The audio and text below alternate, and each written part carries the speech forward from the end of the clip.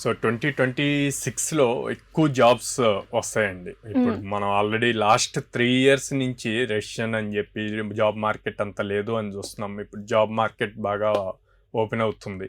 So already మనం 2025 నవంబర్లో ఉన్నాం. 2026లో ఖచ్చితంగా ఎక్కువ ఓపెనింగ్స్ ఉంటాయి.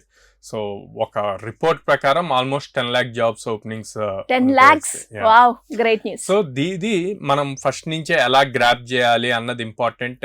ఏ టైప్ ఆఫ్ క్యాండిడేట్స్ కోసం రిక్రూటర్స్ చూస్తున్నారు అన్నది కూడా చాలా చాలా ఇంపార్టెంట్. ఇంపార్టెంట్. సో ఎక్కువగా వాళ్ళు మార్క్స్, పర్సంటేజెస్, లేకపోతే ఏ కాలేజ్ నుంచి వచ్చారు అన్న దానికన్నా కూడా స్కిల్ సెట్ ఎంత ఉంది, ప్రాక్టికల్ నాలెడ్జ్ ఎంత ఉంది, వీళ్ళ క్యాపబిలిటీ ఏంటి అన్నవి చూస్తున్నారు.